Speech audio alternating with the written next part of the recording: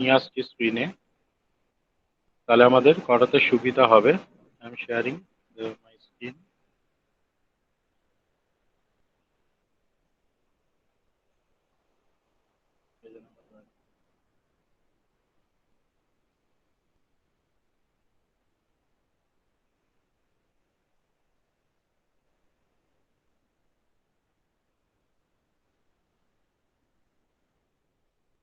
পরে কে জয়েন করলো সে খবরটা পাইনি। পরে কে জয়েন করলি লাস্ট?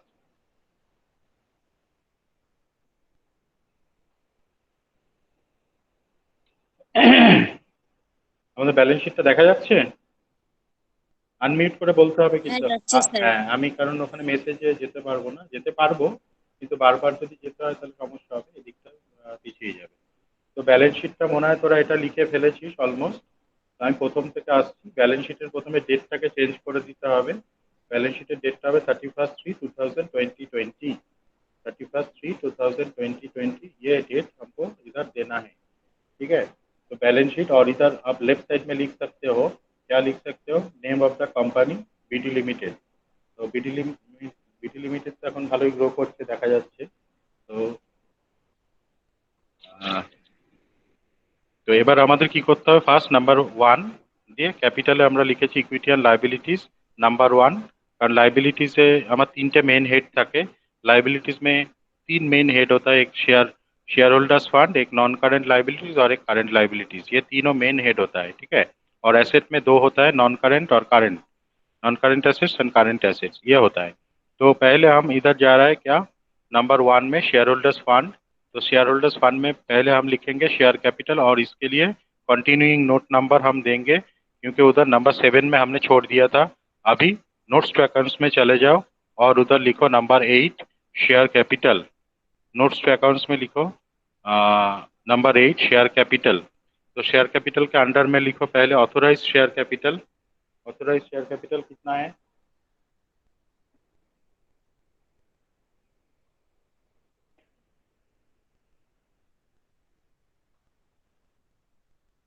ऑथोराइज शेयर कैपिटल कितना है, कोई हमको बताए? सर 10 लाख। 10 लाख। 10 लाख है सर। हाँ ओके, तो पहले लिख रहे हैं हम ऑथोराइज शेयर कैपिटल। ये किधर है, ट्रायल बैलेंस के एकदम ऊपर में दिया हुआ है। ये ऊपर में रह ये ऊपर में रहता है, ठीक है। और नीचे में दे सकता है, क्यों ना জয়েন করতে চাইছে, কে জয়েন করছে দেখে নিলাম, একটা জয়েন করেছে, ওকে ঠিক আছে। আচ্ছা, এবার তাহলে ওখানে ফার্স্টে আমরা তাহলে কি লিখছি, অথরাইজ শেয়ার ক্যাপিটাল ওখানে লেখ 10,000। কত শেয়ার হচ্ছে ওখানে দেখে নে, ওখানে হচ্ছে 10 लाख রয়েছে অ্যামাউंटे। तो 10 लाख डिवाइडेड इंटू 10 इच मतलब 1 लाख शेयर कैपिटल है, ठीक है ना। नंबर ऑफ शेयर्स है 1 लाख। तो हम लिखेंगे 1 lakh equity shares of ₹10 each. 1 lakh equity shares of ₹10 each. और आउटर में हम लिख देंगे 10 लाख। आउटर में हम लिखेंगे 10 लाख। ओके। স্যার, और অথরাইজ শেয়ার ক্যাপিটালের ইনারটাতে কি লিখবো? इनर सर फिर इनर से एक कलम। बार बोलिए। सर एक हाँ बार हाँ बोल। मैं, হ্যাঁ হ্যাঁ বলছি বলছি। Authorise share capital, share capital नीचे लिखेছি। शेयर कैपिटल के अंडर में लिखो authorised share capital. Authorise share capital उधर लिखो 1 lakh. 1 lakh equity shares of ₹10 each. 1 lakh equity shares of ₹10 each. 1 lakh equity shares of ₹10 each. और ये आउटर कलम में हम लिखेंगे 10 लाख, अमाउंट आएगा 10 लाख। मतलब 1 लाख नंबर ऑफ शेयर है 1 लाख, और उसका एक एक का प्राइस है, फेस वैल्यू है 10, मतलब अमाउंट आएगा 10 लाख। ये आउटर में हम लिखेंगे, ठीक है। आउटर में लिख के आउटर कलम में एक लाइन टान के उसको क्लोज कर देंगे। एक नीचे से सिर्फ लाइन जाएगा, नीचे से सिर्फ एक लाइन दे देना, मतलब इसको हम नहीं ले रहे हैं, उसको सिंगल लाइन नीचे से दे देना है, ठीक है। सिंगल लाइन नीचे से दे दो और उसके अंडर में लिखो अभी क्या, issued subscribed and paid up capital. Authorise share capital नीचे लेख issued subscribe and paid up capital. Issued subscribed and paid up capital ওখানে লেখ 40,000 equity shares of ₹10 each. 40,000 equity shares of ₹10 each. এবার আউটার কলামে লিখবো 4 লাখ। এবার আউটার কলামে লিখবি 4 লাখ, ওটার ওপরে একটা নিচে একটা দাগ দিবি, ওপরে একটা নিচে একটা দাগ দিবি, তাহলে ওটা ব্লক হয়ে গেল। ওটাকে নিয়ে এসে শেয়ার ক্যাপিটালে সোজাসুজি এখানে পুট করে দে। ওটাকে নিয়ে এসে এই যে ব্যালেন্স শিটটা যেটা আমরা বানিয়েছি, এইখানে আমরা শেয়ার ক্যাপিটালে সোজাসুজি এখানে লিখে দেবো 4 लाख। এই যে আমরা এখানে सर দেখিয়ে आउटर में দিয়েছি क्या लिखेंगे सर? 4 लाख अमाउंट आएगा आउटर में 4 लाख, और इसको क्लोज कर देंगे, मतलब एक ऊपर से एक लाइन जाएगा और नीचे भी एक लाइन होगा, ठीक है ना। ऊपर में एक लाइन होगा और नीचे में एक लाइन होगा। ये दोनों लाइन देकर वो जो अमाउंट ब्लॉक हो गया उसको हम इधर पुट कर देंगे। तो মনে হয় আবার এসছে এখানে দেখা করতে, দিয়ে দিলাম।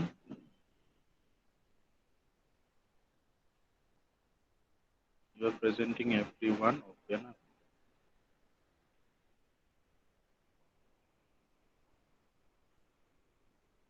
আচ্ছা, এরপর হচ্ছে নাম্বার 2 হচ্ছে reserve and surplus, number B reserve and surplus আমরা লিখেছি। হ্যাঁ,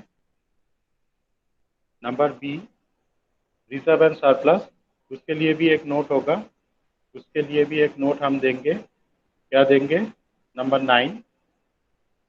नंबर 9 देके नोट्स टू अकाउंट्स में चले जाओ, नोट्स टू अकाउंट्स में जाओ, नोट्स टू अकाउंट्स में जाकर लिखो, क्या लिखेंगे? Reserve and surplus number 9। Number 9 देके रिजर्व एंड सरप्लस हम लिखेंगे, ठीक है।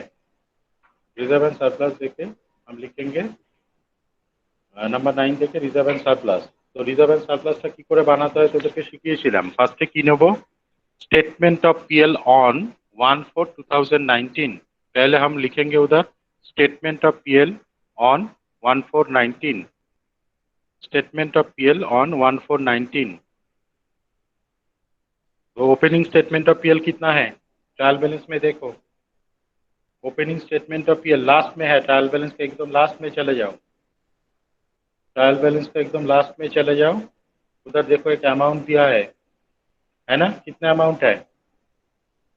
ट्रायल बैलेंस का एकदम लास्ट में है शेयर कैपिटल। 38,640 हाँ, इसको इनर कलम में हाँ लिखो, सर 38640 इनर कलम में हम लिख दे रहे हैं इसको 38640।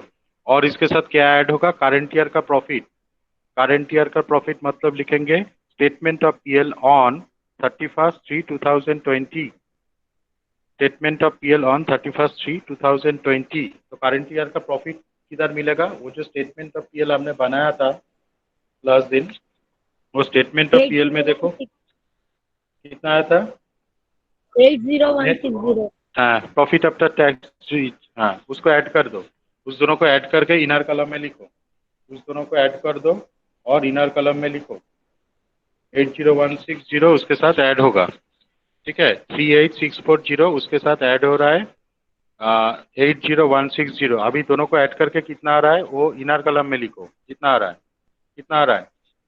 सर 118800। 118800, ओके ना, हाँ। ठीक है। और इसके बाद हम लेस करेंगे प्रोपोज डिविडेंड, इसके बाद हम लेस सर करेंगे इसको प्रोपोज। आउटर में लिखेंगे कि इनर में? नहीं, इनर में कैलकुलेशन हो रहा है, कैलकुलेशन चल रहा है ठीक है। अभी लिखेंगे प्रोपोज डिविडेंड। तो प्रोपोज डिविडेंड कितना होगा? प्रोपोज डिविडेंड वो एडजस्टमेंट में देखो, एडजस्टमेंट में दिया हुआ है प्रोपोज डिविडेंड। प्रोपोज डिविडेंड कितना है? लास्ट एडजस्टमेंट है डायरेक्टर्स रिकमेंडेड,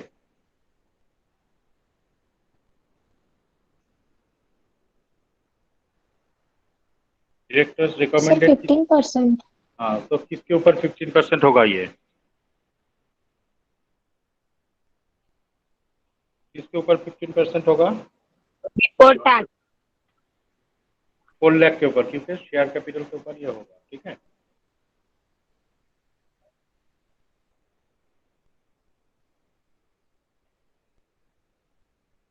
कितना आ रहा है? 4 लाख का 15% 60,000। सर 60,000। अभी इसको लेस कर दो, लेस करके इनर में लिखो, लेस करके इनर में लिखो।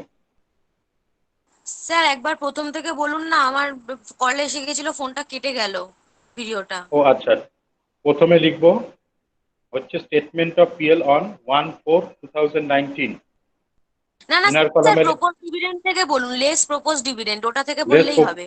লেস প্রপোজ ডিভিডেন্ড ব্র্যাকেটে লেখ 4 লাখ ইন্টু 15%, ব্র্যাকেটে লেখ 4 লাখ ইন্টু 15%, ব্র্যাকেটে লেখ 4 হ্যাঁ লাখ স্যার ইন্টু লিখেছি। 15%।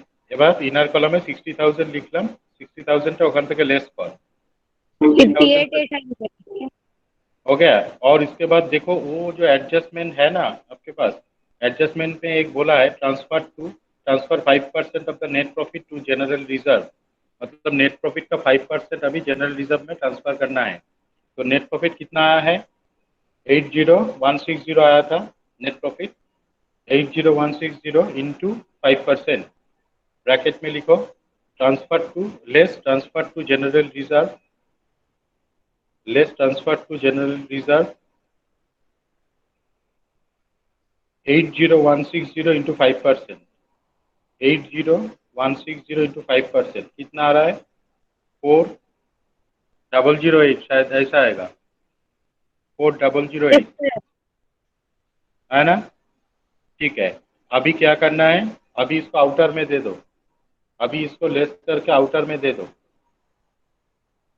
अभी इसको लेस कर दो और इसको आउटर में दे दो। अब ट्रायल बैलेंस में से हमको देखना है जनरल रिजर्व कितना है। देखो ट्रायल बैलेंस में जनरल रिजर्व है कि नहीं, ओपनिंग बैलेंस का जनरल रिजर्व ट्रायल बैलेंस में कुछ है कि नहीं, ये पहले देखना है हमको।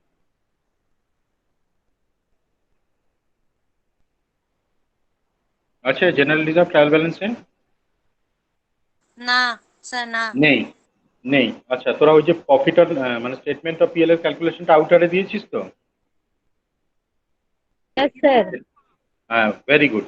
अभी लिखो general reserve on 1/4/2019, general reserve on 1/4/2019, inner column में लिखो नील, NIL लिख दो, मतलब ओपनिंग का कुछ बैलेंस नहीं है। General reserve on 1/4/19, inner column में लिखो नील और उसके साथ ऐड कर दो, ऐड ट्रांसफर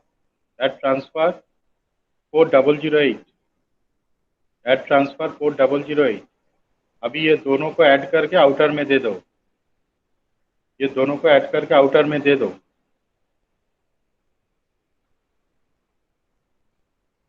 58,800. हैं?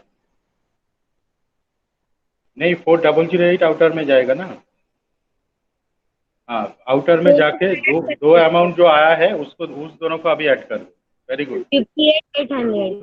हाँ, आउटर का जो दो अमाउंट है उस दोनों का हम ऐड कर रहे हैं, দিয়ে অফ করে 58,800। দিলাম স্যার, হ্যাঁ হ্যাঁ দাগ টেনে অফ করে দিলাম। হ্যাঁ হ্যাঁ, ওটাকে ক্লোজ করে দে। 58,800 দেখ আমি এখানে লিখেছি, তাহলে ওই অ্যামাউন্টটা এখানে চলে আসছে, উপরে নিচে দাগ টেনে ওটা ক্লোজ করে দে। এখানে দেখ আমি দেখিয়েছি सर 58। ये वाला समझ नहीं आया, फिर से बताइए सर कैसे हुआ। कैसे हुआ, लास्ट दिन जैसे हुआ था, पहले हम ले रहे हैं स्टेटमेंट ऑफ पीएल का, तो खत्म हो गया ना, स्टेटमेंट ऑफ पीएल का पहला पार्ट खत्म हुआ ना,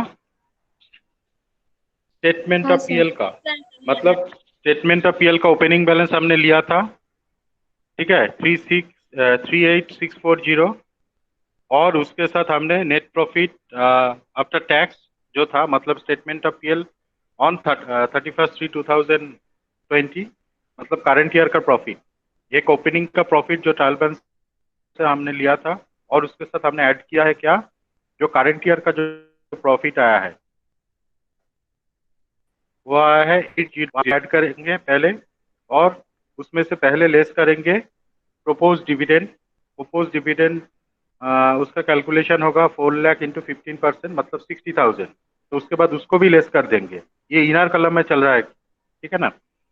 तो उसके बाद हम लिखेंगे लेस ट्रांसफर टू रिजर्व, उसके बाद लिखेंगे हम लेस ट्रांसफर टू रिजर्व, और ब्रैकेट में कैलकुलेशन दिखाएंगे 80,160 इंटू 5%, 80,160 इंटू 5%,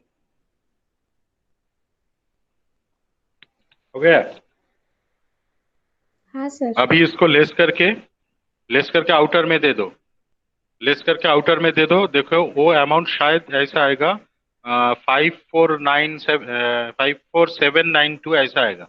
हाँ सर, हाँ सर, फाइव आया। फोर सेवन नाइन टू अभी उसके नीचे से लिखो जनरल रिजर्व ऑन 1/4/2019, मतलब ओपनिंग जनरल रिजर्व। तो opening general reserve trial balance में कुछ नहीं है, तो इनर कॉलम में हम लिखेंगे नील, NIL लिख दो, और उसके साथ ऐड करो, ऐड ट्रांसफर मतलब कि স্যার এটা আরেকবার রিপিট করুন। जनरल रिजर्व ऑन 1/4/2019, इनर में लिखेंगे नील, इनर कॉलम में लिखेंगे नील। ओके, क्योंकि ओपनिंग जनरल रिजर्व का कुछ भी बैलेंस ट्रायल बैलेंस में नहीं है। उसके साथ लिखो ऐड ट्रांसफर ट्रांसफर कितना किया है, 4008 जो अमाउंट आया था, ऊपर में देखो ट्रांसफर हुआ है 4008, ठीक है ना। अभी उस नील के साथ ये ऐड होगा, NIL जो लिखा है ना नील, उसके साथ ये ऐड हो रहा है 4008, तो आउटर में जाएगा आपका सिर्फ 4008, मतलब नील अमाउंट के साथ 4008 ट्रांसफर हुआ है करंट ईयर में। इस दोनों को ऐड करके आउटर में लिख रहा है, आउटर में लिखेंगे 4008। तो आउटर में अभी दो अमाउंट है, एक है 54792 और एक है 4008। अभी इस दोनों को आउटर में ऐड करो, ये दो अमाउंट को आउटर में ऐड कर दो। सर दो 58,800। हाँ 58,800, उसको क्लोज कर दो उधर, और इधर लिख दो ये जो बैलेंस शीट बन रहा है ना नंबर 9 के पास में लिख दो 58800, 58800। ओके, अच्छा এরপরে চলে आए। Okay, number 2 non current liabilities. Non current liabilities के अंडर में हम क्या लिखेंगे, लॉन्ग टर्म बोरोइंग। इसमें क्या क्या आते हैं, डिबेंचर आते हैं और बैंक लोन आते हैं। नॉन करंट लाइबिलिटीज का मेन पार्ट है लॉन्ग टर्म बोरोइंग्स, ठीक है। इधर लॉन्ग टर्म प्रोविजन भी आते हैं, तो इस टर्म्स में भी नहीं है वो, तो हम सिर्फ इधर ये ले रहा है कि लॉन्ग टर्म बोरोइंग, और ब्रैकेट में लिख दो 18% बैंक लोन। ऐसे जो हम जैसे हमने लिखा है ना ऐसे ही लिख दो 18% बैंक लोन। इसके लिए नोट बनाना जरूरत नहीं है, अभी इसको ऐसे लिख दो 18% बैंक लोन, और लोन का अमाउंट इधर आ जाएगा। लोन का जो अमाउंट इधर आ गया 50,000, देखो ट्रायल बैलेंस में क्रेडिट में है 50,000 बैंक लोन है, 18% बैंक लोन देखो ट्रायल बैलेंस में है, उसको चेक कर लो, उधर वो अमाउंट इधर आ गया, और इसके लिए कोई नोट भी हमने नहीं बनाया, ठीक है। হয়েছে সবার, তারপরে চলে আয়, তারপরে কারেন্ট লাইবিলিটিস এর মধ্যে ট্রেড পেয়েবেলস।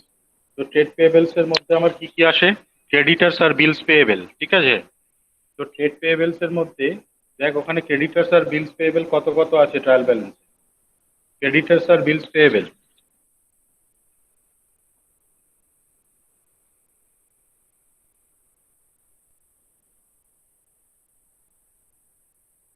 স্যার ক্রেডিটার্স আর বিলস পেবেল তো নেই লেখা ট্রায়াল ব্যালেন্স। তাহলে এখানে যে ট্রেড পেয়েবেলটা লিখেছি ওটার ব্র্যাকেটে লেখ, ওটার সাথে ব্র্যাকেটে লিখে দে যে ক্রেডিটার্স, এখানটায় এই যে ট্রেড পেয়েবেলের এখানে ব্র্যাকেটে লিখে দে ক্রেডিটার, মানে একটাই আছে তো, না লিখলেও হবে কোনো অসুবিধা নেই। তাহলে এখানে 622220 এটা আছে ক্রেডিটার্স এর অ্যামাউন্ট, বসিয়ে দিয়েছি এখানে, হয়ে গেল। তারপরে লিখবি আউটস্ট্যান্ডিং এক্সপেন্সেস, তারপরে একটা হচ্ছে আউটস্ট্যান্ডিং এক্সপেন্সেস, এটা নোট বানাতে হবে। আউটস্ট্যান্ডিং এক্সপেন্সেস এর জন্য নোট বানাতে হবে। आउटस्टैंडिंग एक्सपेंस है नंबर 10, नोट्स टू अकाउंट्स में चले जाओ और স্যার लिखो ট্রেড পেয়েবলের ওখানটা একবার বলবেন। ট্রেড পেয়েবেলে আমাদের আসে হচ্ছে ক্রেডিটার্স আর বিলস পেয়েবেল, তো এখানে বিলস পেয়েবেল কিছু নেই, শুধু ক্রেডিটার্স আছে, সেই জন্য আমরা এখানে ট্রেড পেয়েবেলস এ ডাইরেক্টলি লিখে দিয়েছি 62220, যেটা ক্রেডিটার্স এর অ্যামাউন্ট আছে। দেখ ডেটার্স আর ক্রেডিটার্স একসাথে আছে, দেখ ট্রায়াল ব্যালেন্সে শুধু ক্রেডিটার্সটা এখানে পুট করেছি, যেহেতু একটা আছে আর নোটস বানাতে হলো, আচ্ছা একটা আছে বলে আর নোটস বানাবো না, তাহলে অনেক নোট বানাতে হবে, পরীক্ষা সময়ের মধ্যে শেষ হবে না তাহলে। এরপরে চলে outstanding expenses.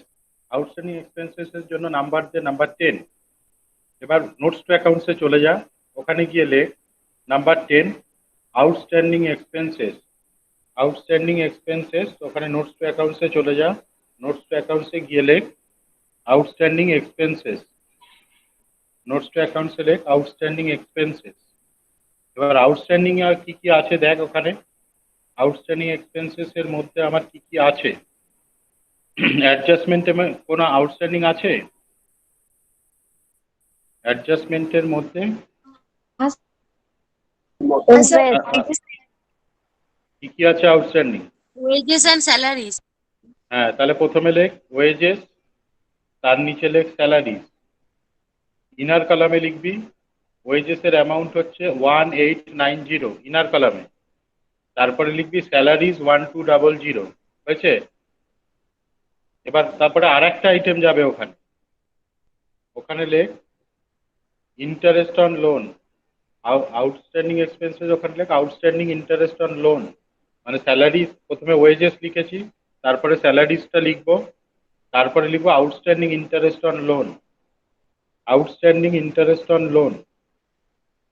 Outstanding interest on লোনটা আমাকে একটু ক্যালকুলেশন ওখানে করতে হবে। ওখানে ব্র্যাকেটে লেখ হচ্ছে 50,000 ইন্টু 18% মাইনাস 4,500। মানে কেসটা কি হলো? কেসটা হচ্ছে আমি 50,000 টাকা লোন নিয়েছিলাম, কেসটা হচ্ছে 50,000 টাকা আমি লোন নিয়েছি, তার 18% ইন্টারেস্ট আমাকে সারা বছরে দিতে হবে, ঠিক আছে? তাহলে 50,000 টাকার 18% করলে হচ্ছে 9,000। এবার ট্রায়াল ব্যালেন্সের মধ্যে দেখ 4,500 আবার ইন্টারেস্ট অন লোন শো করছে, ট্রায়াল ব্যালেন্সের মধ্যে দেখ আবার 4,500 শো করছে। তাহলে আমাকে কতটা ইন্টারেস্ট এখন আমার বাকি আছে? ট্রায়াল ব্যালেন্সে যেটা দেওয়া থাকে সেটা হচ্ছে সেই ইন্টারেস্টটা আমরা অলরেডি পেইড করে দিয়েছি, তাহলে এক্সিস্টিং আমাকে আর কত অ্যামাউন্ট পেইড করতে হবে সেখানে আসছে। আমি आबार बोलची, ये जो 50,000 हमने लोन लिया है, तो 50,000 के ऊपर 18% कैलकुलेशन करेंगे तो आएगा 9,000। तो total interest during the year we have to pay the amount is 9,000। Now we have already paid the amount 4,500 to the bank. जो अमाउंट हमको किधर दिया है? ट्रायल बैलेंस में दिखा रहा है कि इंटरेस्ट ऑन लोन, मतलब वो जो ट्रायल बैलेंस में अमाउंट दिखा रहा है वो इंटरेस्ट हमने ऑलरेडी पेड कर चुका है बैंक को। तो हमको अभी कितना अमाउंट इंटरेस्ट पेड करना है, तो इसीलिए हमने कैलकुलेशन इस तरह से दिखाया 50,000 इंटू 80%, 18% माइनस 4,500। तो कैलकुलेशन करके नेट अमाउंट आएगा आपको 4,500, ठीक है? तो वो अमाउंट इनर कलम में उसके साथ लिख दो, वो वेजेस का अमाउंट लिखा है जो आउटस्टैंडिंग वेजेस, आउटस्टैंडिंग सैलरी, और नीचे में लिखो 4,500। अभी तीनों को ऐड कर दो, तीनों को sir, ऐड करके sir, outstanding interest on loan টা calculation টা 50,000 into 18% minus 4,500, 50,000 into 18% minus 4,500 calculation করলে আসবে 4,500, ক্যালকুলেশন করলে আসবে 7590। হ্যাঁ, এবার ওই ওই অ্যামাউন্ট যেটা বেরোলো সেটা আমি এখানে দেখ লিখে দিয়েছি 7590।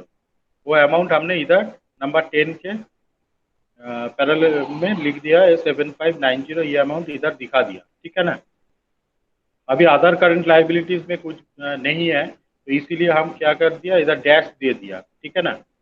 अदर करंट लाइबिलिटीज में कुछ नहीं है, तो इसीलिए इधर डैश छोड़ दिया। और लास्ट में है शॉर्ट टर्म प्रोविजंस, तो इसके लिए नोट जरूर बनाना है, क्योंकि इधर 3 आइटम आएगा, जनरली 3 आइटम आते हैं इधर। अभी इधर कितना अमाउंट आएगा हम देख रहे हैं, तो पहले लिख दो, नोट्स टू अकाउंट्स में लिखो नंबर 11, नोट्स टू अकाउंट्स में लिखो नंबर 11, और उधर लिखो short term provisions, number 11 short term provisions, number 11 short term provisions. उसके अंडर में लिखो प्रोविजन फॉर टैक्सेशन, उसके अंडर में हम लिख रहे हैं provision for taxation, short term provision नीचे लिखছি प्रोविजन फॉर टैक्सेशन, তার নিচে লেখ প্রপোজ ডিভিডেন্ড। আগের দিন 3টে আইটেম নিয়েছিলাম, কি কি নিয়েছিলাম আমি বলে দিচ্ছি, provision for taxation, propose dividend আর ডিভিডেন্ড ডিস্ট্রিবিউশন ট্যাক্স, এই 3টে ছিল। এই অঙ্কটায় ডিভিডেন্ড ডিস্ট্রিবিউশন टैक्स नहीं, इस सम जो दिया है ना इसमें provision for taxation dividend distribution tax नहीं है, तो वो नहीं आएगा इधर। तो उधर लिखो नंबर 11 शॉर्ट टर्म प्रोविजंस, और उसके अंडर में हम लिख रहे हैं प्रोविजन फॉर टैक्सेशन, और उसके नीचे लिखो propose dividend. Provision for taxation का अमाउंट हमको किधर से मिलेगा, वो जो स्टेटमेंट ऑफ पीएल, उधर देखो 50% प्रोविजन किया है हमने टैक्स। हाँ 80160, very good, thank you. 80160 inner column में लिखो 80160। और तुमको तो पता ही है कि वो जो क्या बोल रहे हैं, डिविडेंड, प्रपोज डिविडेंड कितना है, 60,000। Yes sir. Propose, yes propose dividend ले लो 60,000, अभी दोनों को आउटर में दे दो ऐड करके, और उसको क्लोज करके इधर दे दो, क्योंकि इधर सर डिविडेंड 1,40,160। अभी लिख दिया, इधर देखो हमने लिख दिया, ठीक है ना, इधर देखो हमने लिख दिया 140,160, ठीक है। अभी इसका टोटल बाद में करेंगे, अभी एसेट्स में आ रहा है। अभी एसेट्स में चले आओ, नॉन करेंट एसेट्स, इसके अंडर में हम लिखे हैं फिक्स्ड एसेट्स, और इसके नीचे से लिखा है टेंजिबल एसेट्स। तो टेंजिबल एसेट्स के लिए हमको नोट बनाना है, टेंजिबल एसेट्स के लिए नोट बनाना है। तो tangible assets note number 12, notes to accounts में लिखो नंबर 12, लिखो टेंजिबल एसेट्स। टेंजिबल एसेट्स में क्या करना है, वो जो एसेट्स जो है ना हमारे, एसेट्स में से डिप्रिसिएशन लेस करके इधर लाना है।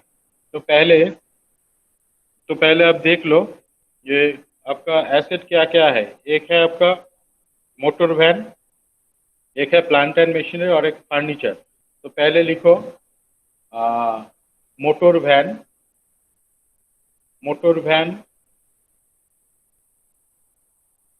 मोटर वैन का इनर कॉलम में अमाउंट लिखो। मोटर वैन का अमाउंट था 12,500, मोटर वैन का अमाउंट था 12,500, और डेप्रिसिएशन हमने ऑलरेडी कैलकुलेट किया है उसके ऊपर। डेप्रिसिएशन कितना कैलकुलेट किया है हमने, sir 2,500।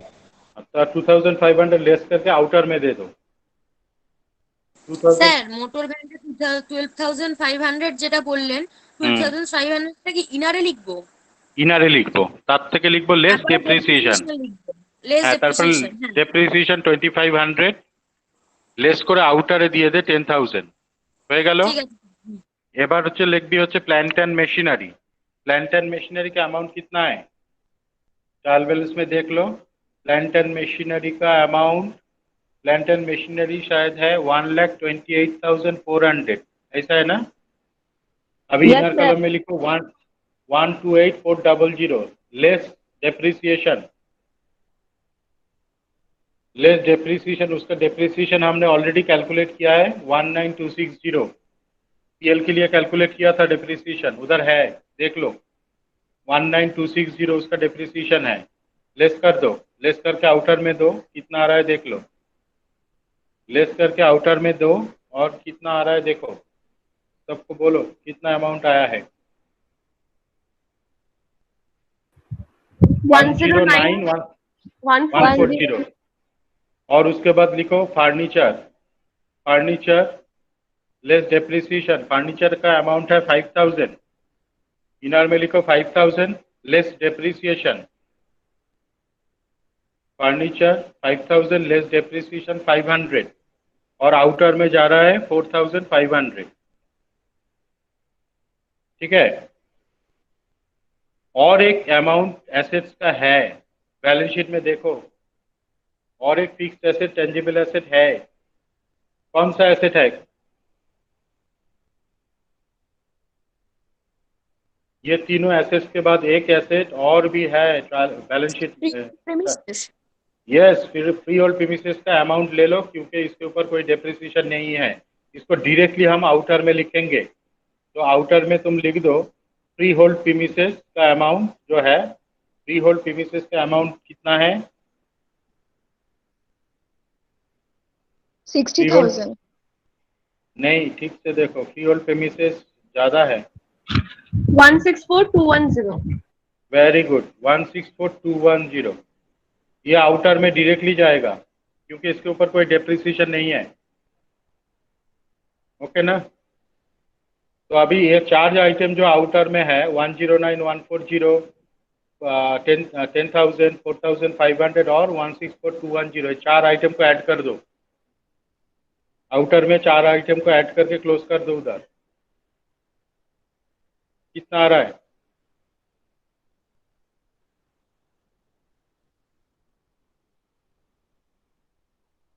To eight zero two one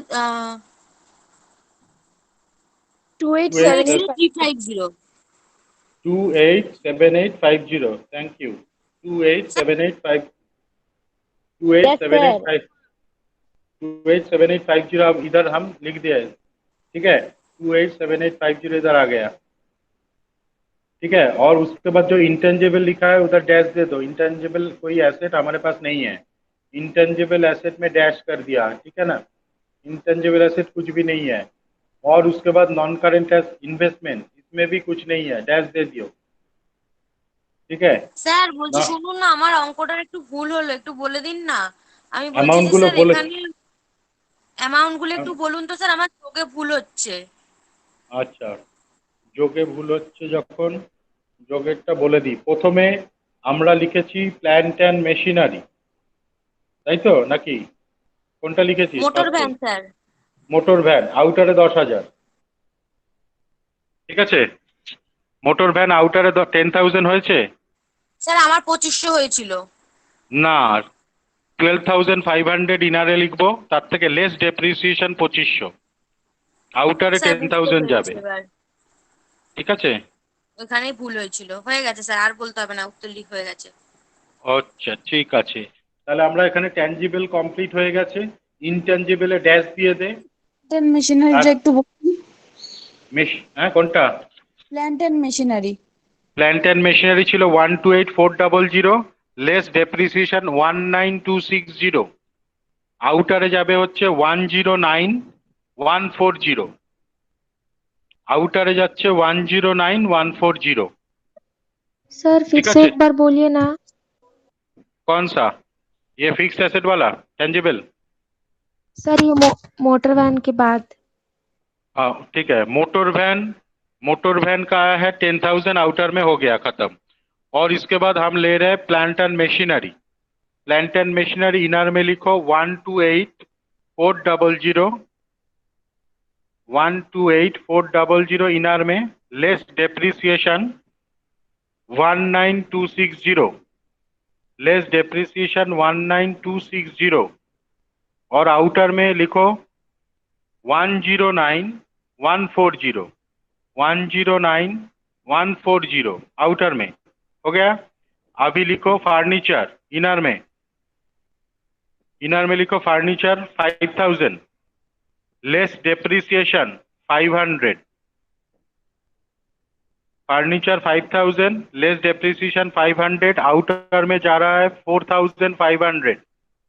okay, और इसके बाद लिखो free hold premises, free hold premises, free hold premises में लिखो डायरेक्टली आउटर में, लिखो डायरेक्टली आउटर में 164,210, 164,210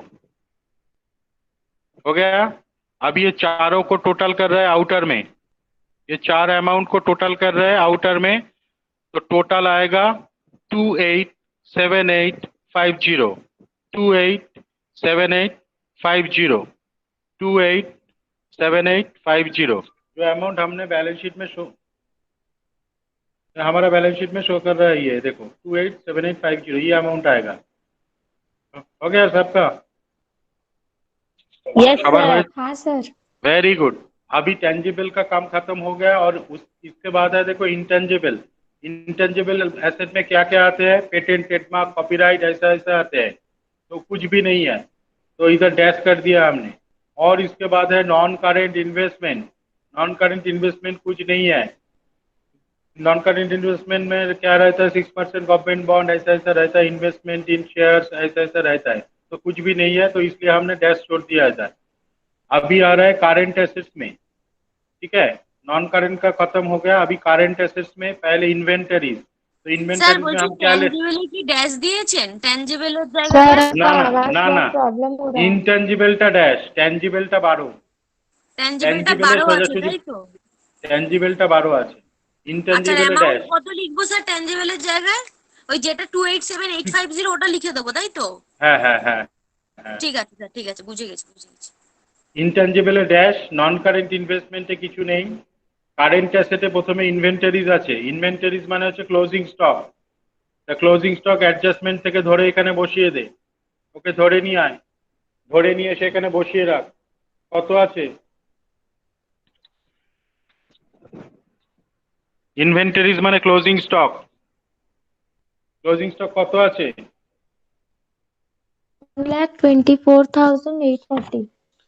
वेरी गुड इधर दे दिया हमने देखो 124,840 और इसके बाद ट्रेड रिसीवेबल इसमें क्या आते हैं bills receivable and debtors and bills receivable इधर आता है तो देखो ट्रायल बैलेंस में डेटर्स और बिल्स रिसीवेबल का अमाउंट कितना कितना है डेटर्स और बिल्स रिसीवेबल का अमाउंट कितना कितना है पहले देख लो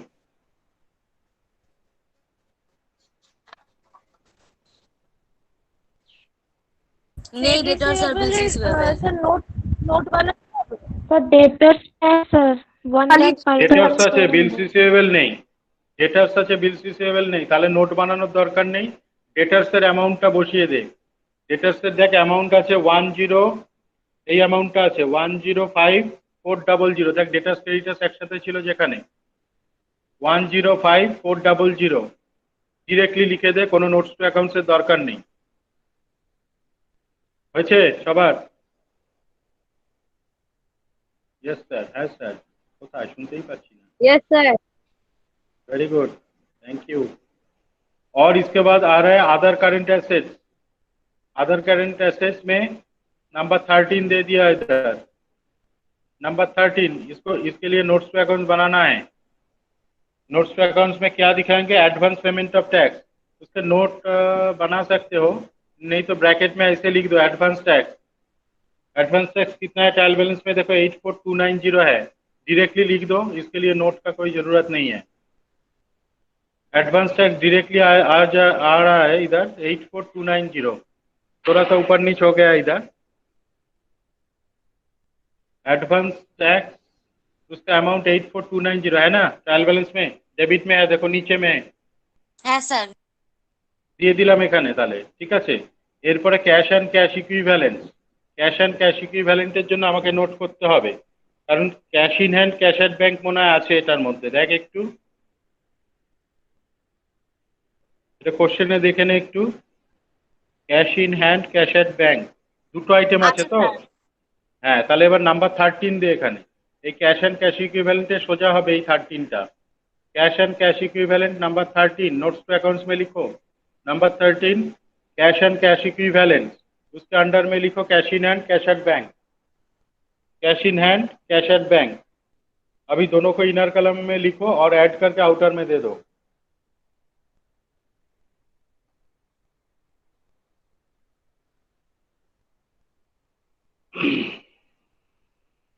স্যার ক্যাশ ইন হ্যান্ড আর ক্যাশ অ্যাডভান্সের অ্যামাউন্ট গুলো একটু দেখে বলবেন বড্ড সরু তো স্যার বোঝা যাচ্ছে না কোনটার সাথে কোনটা। আচ্ছা সরু যখন বলে দিচ্ছি 19530 ক্যাশ ইন হ্যান্ড 19530 আর ক্যাশ অ্যাট ব্যাংক হচ্ছে 96860 একটা হচ্ছে 19530 আর একটা হচ্ছে 96860 ঠিক আছে এই দুটোকে অ্যাড কর অ্যাড করলে কত আসছে বল 116390। মিলছে এটার সঙ্গে তাই তো হ্যাঁ 116,390 ভেরি গুড থ্যাংক ইউ এবার ব্যালেন্স শিট দুটোকে টোটাল মার একটা অ্যাসেটের টোটাল হবে नीचे আর একটা লাইবিলিটিজ এর টোটাল হয়েছে এখানে লিখতে হবে টোটাल कैपिटल ए ब्रैकेट में टोटल कैपिटल ए ब्रैकेट में और इसको लायबिलिटी का टोटल कर दो और इसके साथ एसेट का भी टोटल करके ऐसे लिखो टोटल बी অ্যাসেটের টোটালটা করে লিখবি টোটাল বি আর লাইবিলিটির টোটালটাকে টোটাল এ করে এরকম ক্লোজ করে দে করে দেখ মিলছে নাকি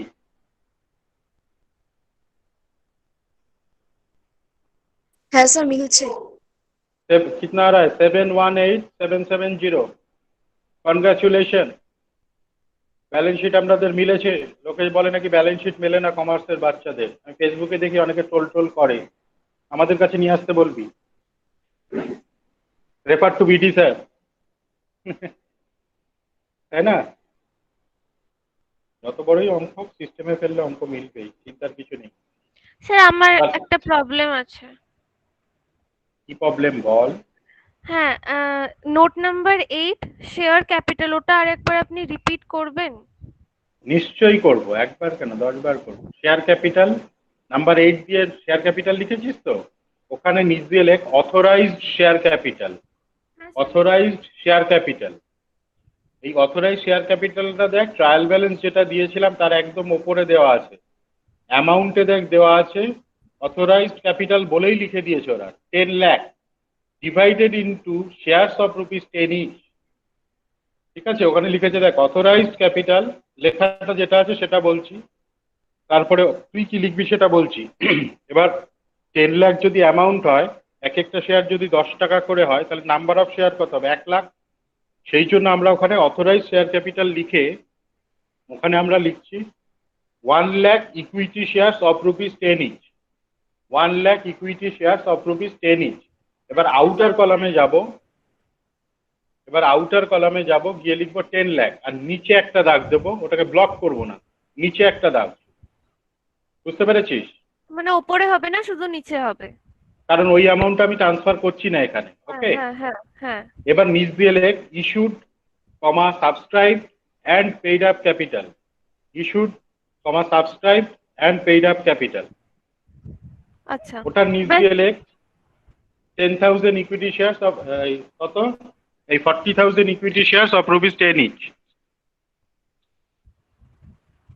issued subscribe and paid up capital, ওটার নিচ দিয়ে লিখবি 40,000 equity shares of rupees 10 each. এবার আউটার কলামে লিখবো 4 লাখ, ওইটাকে ওপরে আর নিচে দুটোতেই লাইন টানবো, ওটা মানে ব্লক করলাম, করে এখানে এনে বসিয়ে দিয়েছি টুক করে। ক্লিয়ার?